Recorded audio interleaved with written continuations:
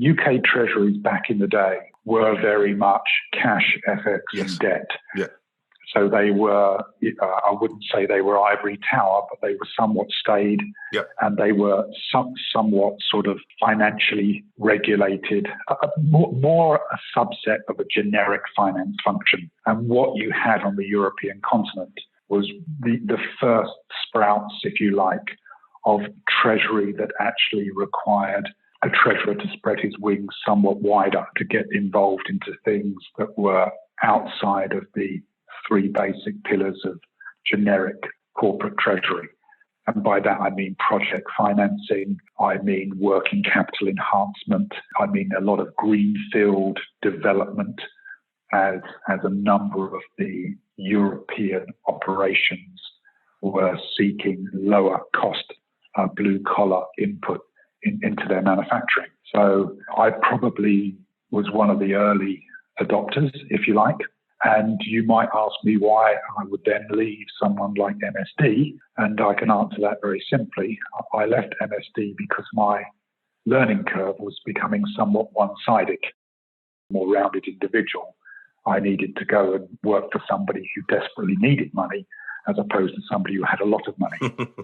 So that sort of took me down to the Flextronics of this world, probably one of the biggest companies that nobody's ever heard of. Yes. That is an outsourced manufacturer and works on 1.5% margin, making electronic equipment for everybody else around the globe. And that involves, serious, complex funding strategies.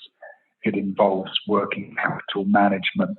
It involves new efficiencies. And those efficiencies sort of take you across the border from pure finance into what I would call financial operations. And indeed, one of the first things I noticed at that point in time was that I no longer had an office. So I stopped working in an office and I actually moved myself and sat on the factory floor because my boss, the CFO at the time, would always be very fond of telling me that if I couldn't see where the excess and obsolete was inside the factory, then I couldn't actually see where my cash was. And as the treasurer, that was my problem. So having done Flextronics, and Flextronics being a truly global company, so I was a part of moving operations from Ireland to the Czech Republic, from Austria to Hungary, from Sweden to Poland, ultimately from Hungary to the Ukraine. This also transpired that we were moving from Japan to China. We were taking a lot of European operations down into Malaysia. And indeed, we were moving operations from the likes of California across into Mexico. And that meant that I was traveling 90% of the time.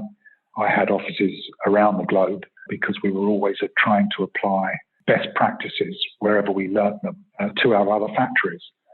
And as such, the company sort of profited from that very flexible workspace allowance that it gave its employees.